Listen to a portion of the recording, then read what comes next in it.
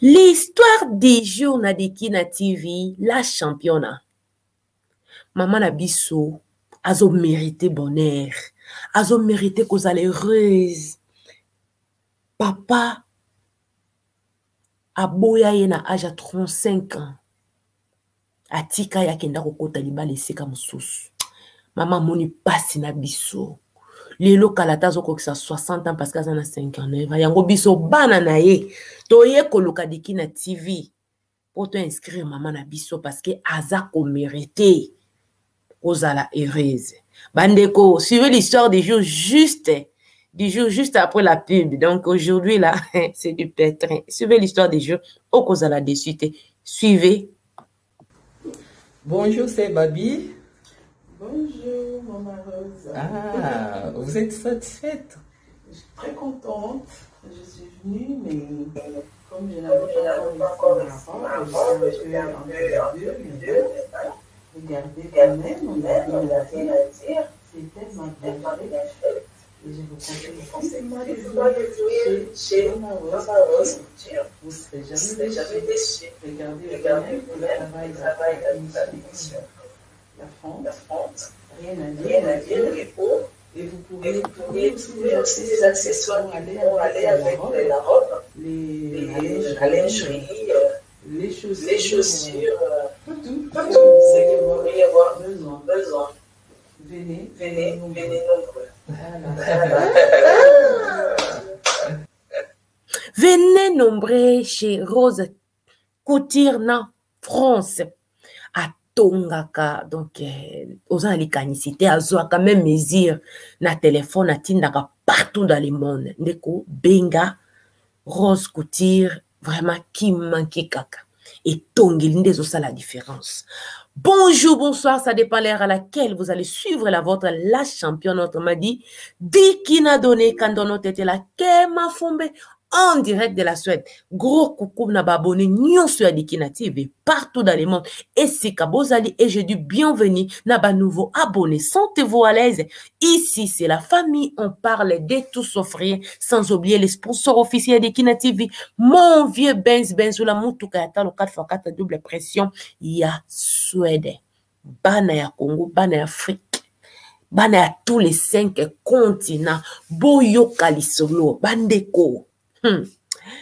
Mama yo ozali konyoka mana bana ba omona pasi na yo ba osepelisa oto ota bande kona zwi lisolo ya bana mama alobi la championne ba yoka audio alobi la championne yoka lisolo na biso tozalaki famille normale toza bato ya Brazzaville tozaki une famille normale mama boti 4 enfants garçon moko les restes sont de filles.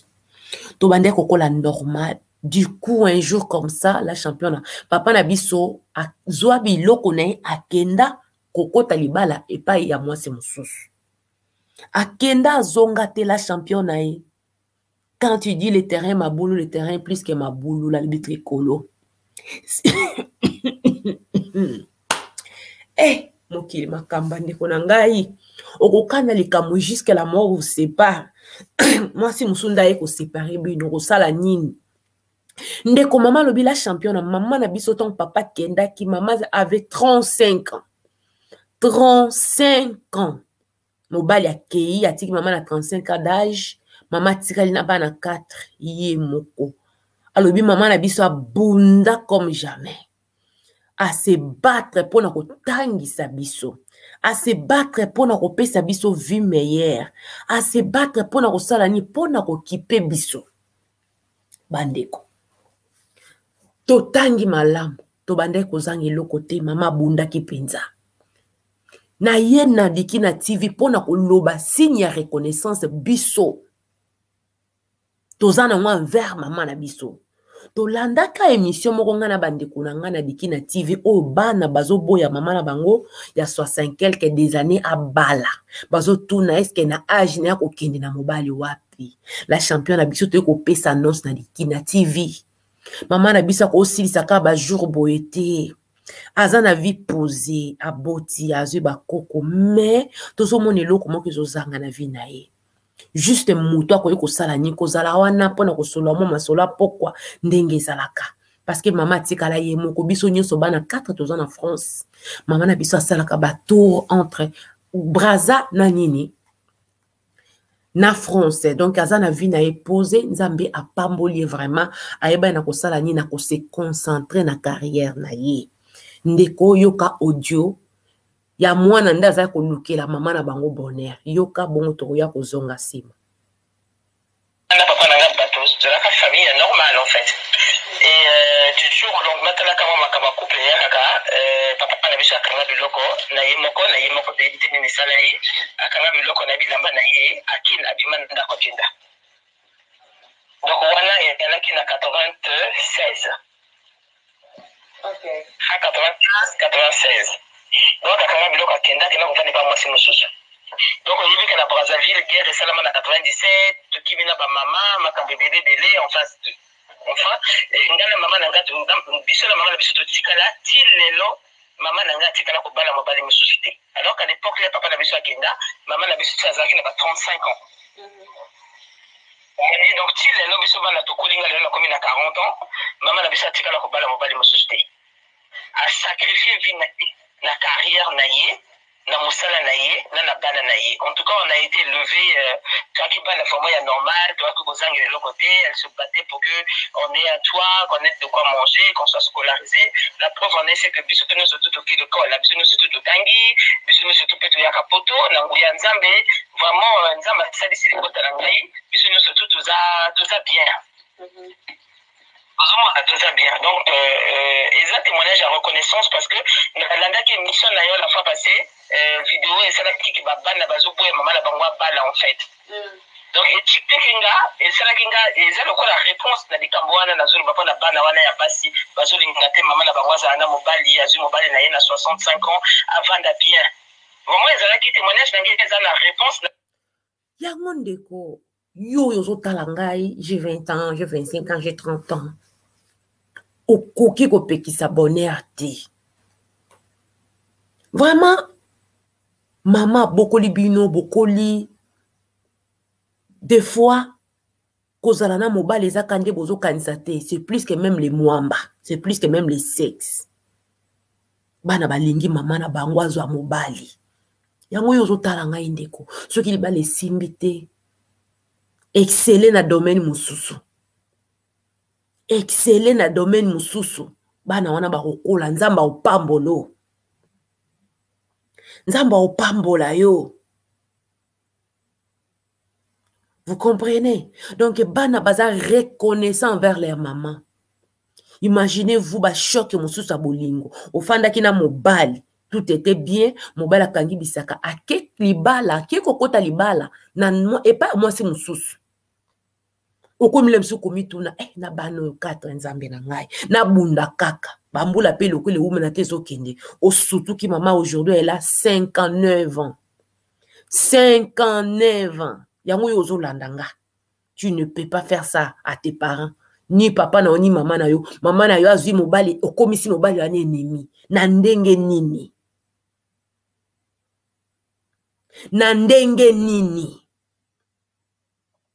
vraiment na ndenge nini faut qu'on la gentil dans la vie, il faut pas être égoïste to fait na bamboko ya poto zo mona mama ya tia ba 90 ans réseau kotelem sous ce qui maranango azotuna wo mobali wana nani mobali na ime loko azalem sous na Alzheimer comme la démence azobosana donc ce n'est pas seulement les mwamba ce n'est pas seulement les sexes mutazaka na vie na posa asululaka na mutu kosekana mutu de temps en temps mama asali nyonso aboti asali nini abokoli bana baza épanoui donc lelo bana bakaniseli kete mama pe asala nini aluka mutu yango bana baye kopesa annonce na diki na TV vie ezalaka na ba surprise nango abotaki bana ne 4 elle pouvait pas s'imaginer que mobala okendeka akoti libala et pas moi c'est mususa tiki na bana mais ça ba choc à vie ça makambo yaka et la maman c'est pas laisser faire elle n'a pas baissé ses bras ou ses mains non elle a excellé na domaine mususu nzamba pamboli à faire voyager bana na ye baza lelo yango wana ne ba bengaka mwasi hein? Tango tozo koka okende ko poussa kumna poussa pasiwana. Cela veut dire tout ce qui peut nous arriver dans la vie, quelle que soit grandeur, il y a douleur, il y a déception. Maman na ko yebisa ko baisser ma côté. Maman olela comme maman esengo. Abetaka nini auto Brazzaville nini Paris. Brazzaville Paris de temps en temps. Donc pour na roloba la vie a ses surprises. Vie ezalaka lokola mon pépé. Et quand il souffle, si qu'on bande qu'on canate qu'on souffle, oh ça nini. Lève-toi, essuie tes larmes. Pour la mabele, continue la vie. Tala ne fils ka onzamba pesio, kota la te oyo zangi, mais tala onzamba pesio. Tala onzamba pesio, parce que sur le niveau banda ko tala oyo zangi na vie ya bando tala, na zangi musala na zangi libala na zangi mabota na zangi mbongo na zangi séjour na zangi boye, tala nanu, nzamba longoli nge sika na utaki kuna ti sikoyo sika na za, ata na zui mukanda te, nzambe merci, ne fils que pour les sika na komi, papa pesi libala, ata no mabote yete, Seigneur, je te remercie pour ça. Seigneur, opesinga musala, malgré bazo futanga ne fils que 8 € par heure, yawe na pambolio. Pour salinini, au permettre. Nzambe na pesi merci, malgré mon salango eza ya pasi, mais merci pour mingi bazangi. Tala na nzamba pesi yo. Tala nano. O tala oyo zangi te. Pour ceux qui otali yo zangi, okokoma nini. Okokoma nini. Okokoma ka mutu na milelo. Yo kabana ba bengi po basala nini. Balokela mama na bango mobali. Balobi mama za ko mériter.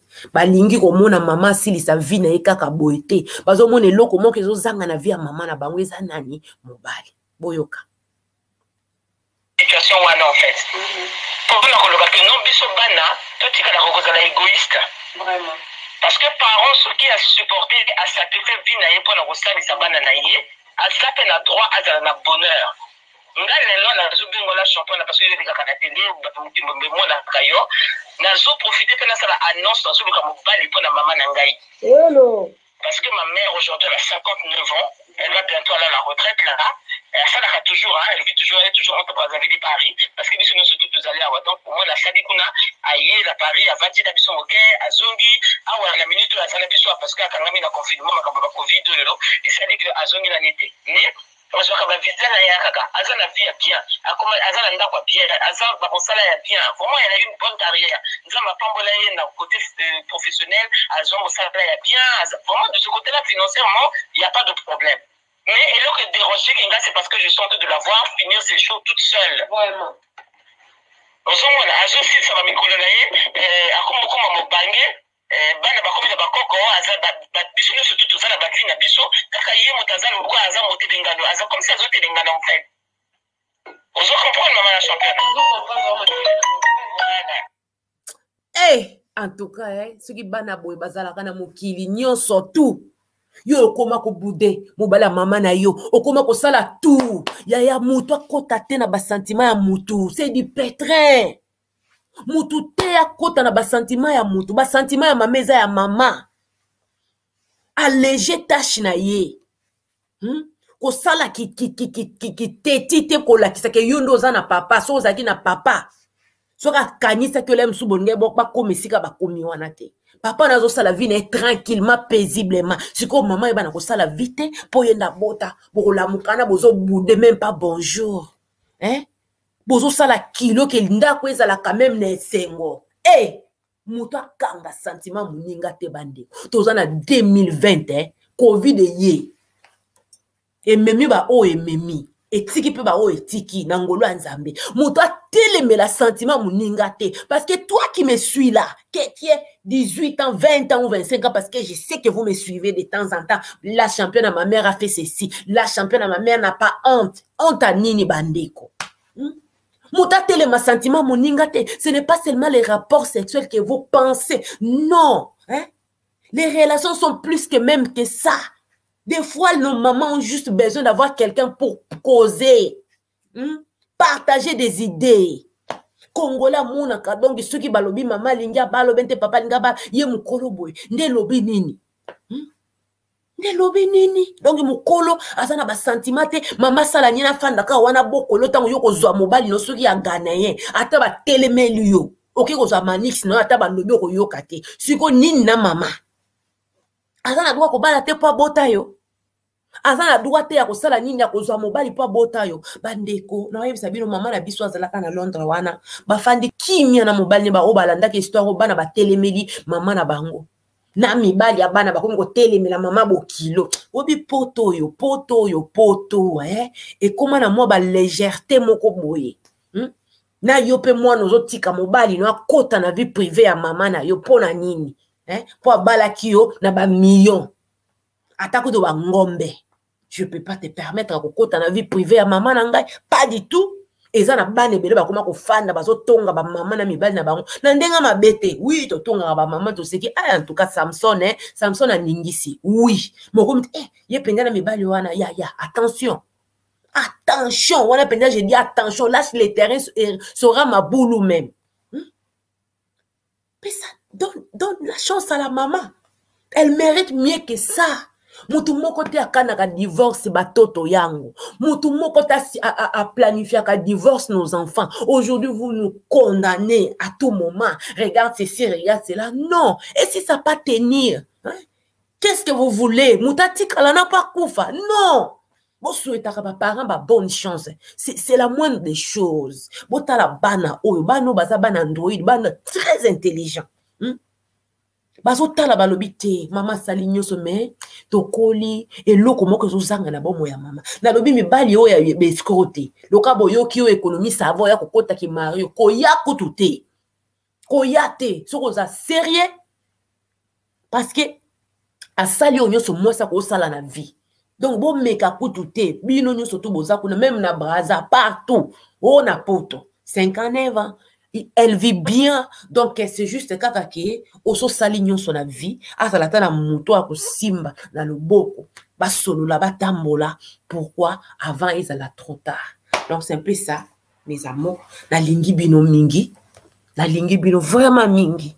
Mes jeunes, vous qui me suivez ici à Likina TV, de 18 à 25 ans, des fois même de 30 ans, parce que une fille de 30 ans, sa maman peut avoir 50 ans. Sa maman peut avoir 47 ans, ça dépend. Basi nous sommes à 15 ans. Et ça te le quoi na botio o lekinga tina mulai donc nga na zana droit ba sentiment na ngaite. Ba moi mbele kanga kaka boui. Vraiment, ça c'est du pétrin. Non, pas du tout. Pas du tout. Je suis ta mère, je n'en disconviens pas. Mais na zana droit ya ko sala nini, ya ko vivre, revivre encore l'amour. Revivre encore l'amour. Inde tora sentiment ya mutu kote le melangoti. Yo tango ke nokoza manix no ya ganaye, tango ba ko pekiso o yo kate to sala ni to bois que loka ba flair. Donc pareil avec nos mamans aussi. Nous devons faire quoi? Qu'on voit que la maman ba flair, qu'on souhaite que bazala heureuse juste na moi tant o muke ba tikali nango parce que la maman a 59 ans. Je pense pas qu'elle va encore vivre 59 ans. Parce que même si elle va vivre 59 ans et rozala ya nzoto pasi ya misue mu Congo parce qu'au fur et à mesure mutazo kola nzoto pe lembaka. Donc c'est le moment maman Salanine à vivre le bonheur. Vraiment ma chérie, que Dieu te bénisse. Nzamba mona yo. Nzambe amona yo. Vraiment aux exemple minene na bano nyo surtout batila ba parents na bango bakal. Le roi na bota yo na Salanini na za na droit ya bolingo te. C'est du pétrin. C'était la vôtre, la femme a pris casquette depuis la soirée, tokutani mbala sima. Aimez partager, tindela bana nyoso ba telemelaka, bolingo ba mama na bango, tokutani mbala sima na ba numéro mososo. Bye bye.